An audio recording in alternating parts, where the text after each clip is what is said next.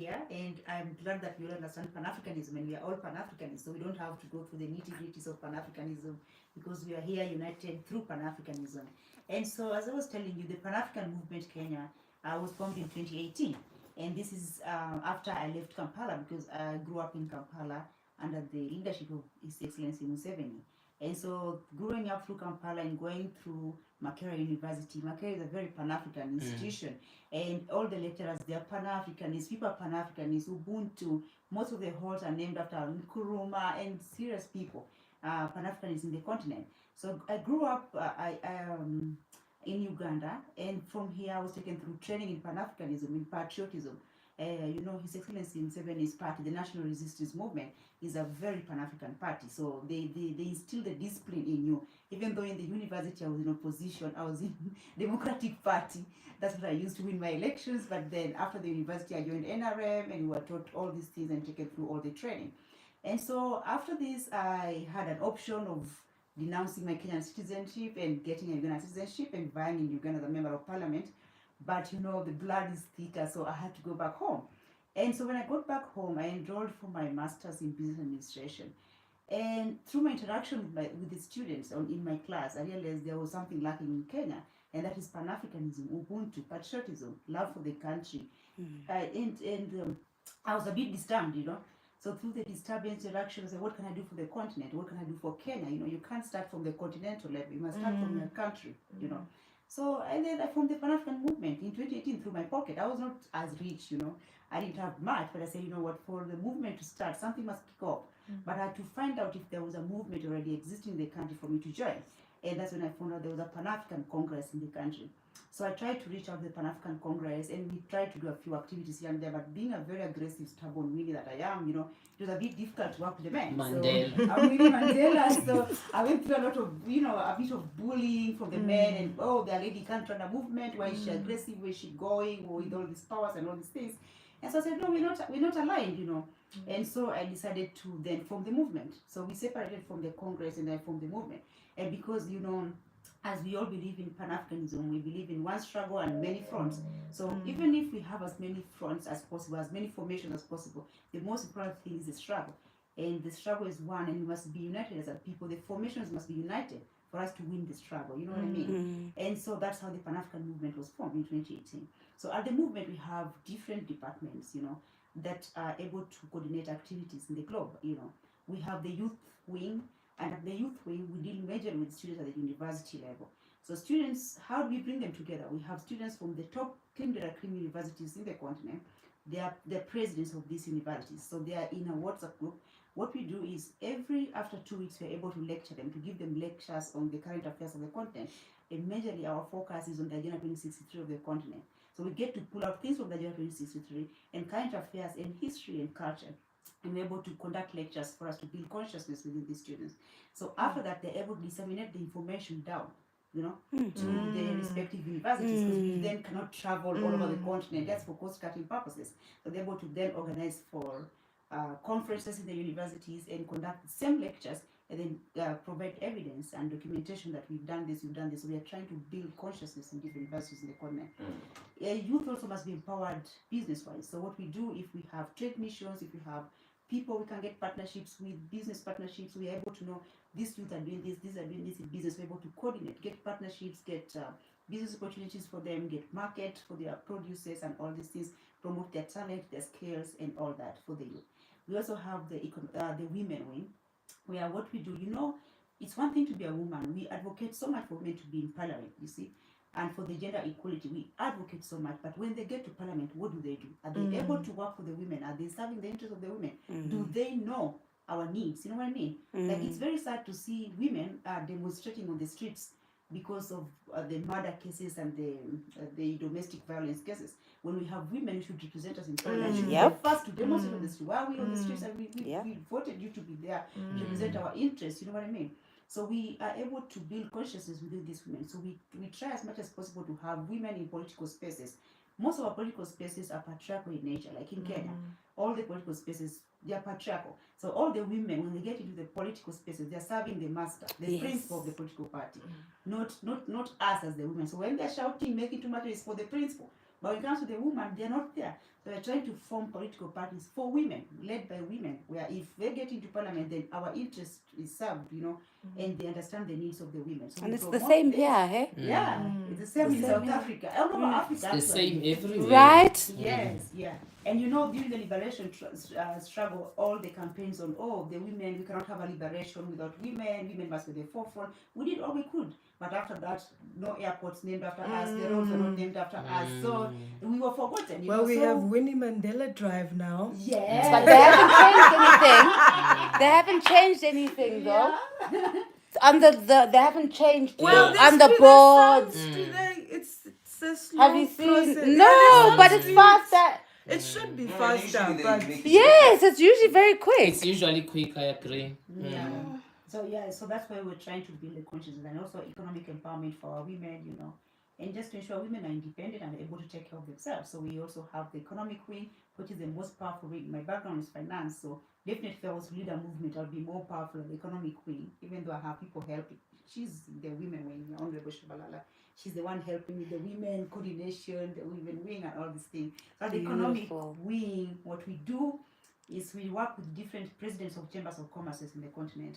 So through the presidents of chambers, we are able to organize trade missions across the continent. So last year we did 6, 3 in DRC, 1 in Zanzibar, we did 1 in Zambia, and we did 1 in Kenya. So what we try to do, we walk the talk, the African Union already has the Agenda 2063 blueprint. So our own is through the Africa Continental Free Trade Area. So we can't go to conferences now to start discussing the agenda. It is there, it is written, read it, you will understand it. But then how now do we implement the Africa Continental Free Trade Area? Through trade missions. So if we organize, like now we are planning Morocco and DRC trade mission. So we are going to go to Morocco, talk to the president of Chamber of Commerce in Morocco, unveil for us the top people in businesses, the business people in Morocco. We go talk to DRC, Chamber of Commerce president, they call it FEC to organize for us trade top business people. And then from there, we fly the Moroccans to DRC. We organize and pool resources, fly them over DRC, get the Minister for Trade in Morocco, Minister for Trade in DRC. Then we're able to discuss these things. How are you opening borders? What are you doing? We face the real people, ministers for trade, we get different ministers, the key players in business, and we're able to discuss this, have these conversations, document, and for us to just find solutions for the continent. So that's what we do at the trade area. Through her Mamkani, with the Uplift, the Africa Parliamentary Network on Financial Flows, we're able to discuss policies for that affect the continent, advise different governments, on policies, and then just find how we run our government smoothly when it comes to trade policies. That's how we work. Then we have the cultural wing, where we of course work with all the kings and queens in the continent. We promote culture, make sure our kingdoms are intact. No one is and our queendoms are intact. Yes, thank you. Yeah, so we promote their culture. Like last year we did 2. We did Umteto in Malawi through the King of the Ngoni Nation, and we did. And is this Umteto as Nguni Zulu name or? Yes. Or because I thought maybe it was a Kiswahili name. No, they come from KwaZulu actually, originally. Yeah, that's where they come from. Then we. Oh, really? Yeah. And they attend the Zulu thing. What? Yes. Yeah.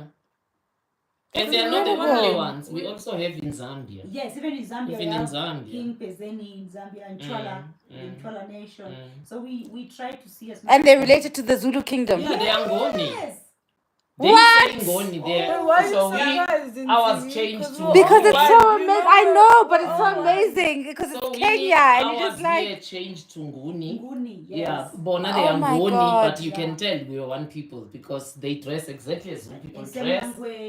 Same language. Yeah. When the Zulu king was installed, they attended. They see the Zulu royalty as their king, as the ultimate. Yeah. This is so beautiful. They are all Bazukulu of Zwangendaba. So yes. That's their great. So yeah, they come from Zwangendaba. So it's the same. Yes. So that's what we do at the movement. You do a lot, eh? Yeah. Yeah. So that's why we're here.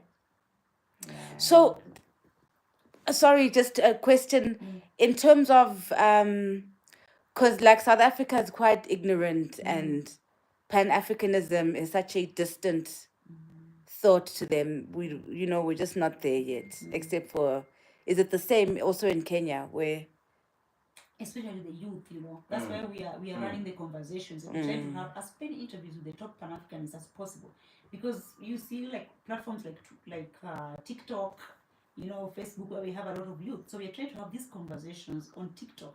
So when they get to TikTok, at least there's something they can learn from TikTok. There's something they can learn from Facebook. So we're trying to interview as many Pan-Africans. We want the conversations to keep going.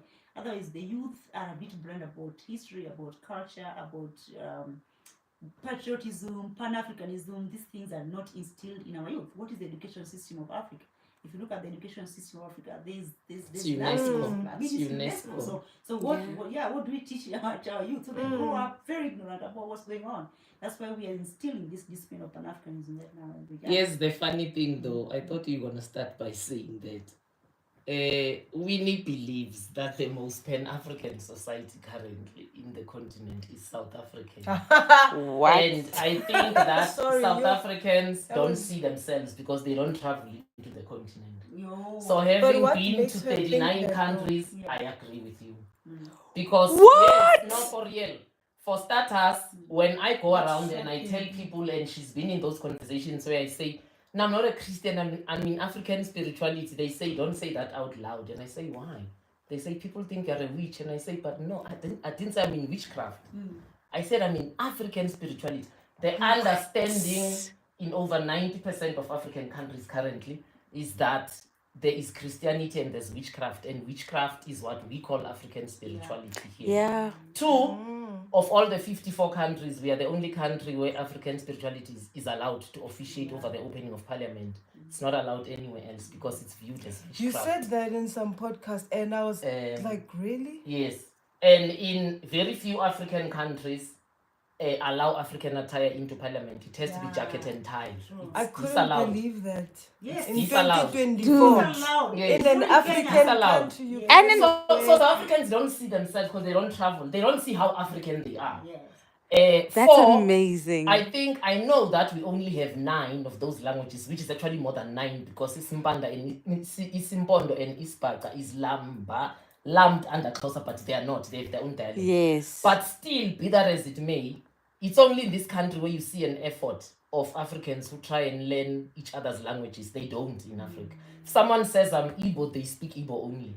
If someone says I'm Kamba in Kenya, don't ask them how does Kikuyu sound. They don't know. They don't know, and there's no interest to even know. There's a lot. We are the only country that forces you to take an African language right up to grade 12. We can tell you, in most African countries, it stops at primary school. You won't find it at high school. Varsity is not even a question. Here you can go and you say, I'm doing a BA in Zulu. They can't have that because it doesn't exist in high school in the first place. So it's a lot of things. We just don't see them, I think, because we don't travel into the continent. I think that's why when Africans say, oh, Nigerians come here, these Congolese come here, they don't learn our language. I'm just like, because that's what they do in their own countries. They speak only their mother tongue. So how do you want them to learn another African language? It's not a norm for them. If I go to Nigeria, I would want to say, I want to pick up Yoruba. If I go to Kenya, I would say, I want to know Swahili, but I want to know Kamba. No, they come here, they want to learn English because that's how it is in their countries. They speak only the mother tongue that they have, and that's it. I cannot believe we are the capital of Pan-Africanism. No, we are. We just don't see it. I cannot believe We it. are. Isn't that I mean, scary, when I tell bro? people, Yes. Isn't that scary? when I tell people we have a Heritage Month, they're like, you have a what? Yes. And I say, Heritage Month, what do you do? No, we promote our cultures, we wear the attires. They're just like, in most African countries, like in Ghana, they wear the Ashanti attire. Yeah. It's become the other nation groups, they can't even tell you what their attire was. You go to Kenya, they wear the Maasai one. They can't tell you what the others are. So it's a lot of things that we need to be celebrating, but because we don't know that we are those things, we think it's everyday life. It goes unnoticed. I'm sorry, I'm not driving. I'm just trying to get to the Yes, States. yes, So if you can yes. cut the live sometime so we can get it. Oh, okay. Are you ready No to voice cut? of reason. Yeah. Okay, okay. Yeah,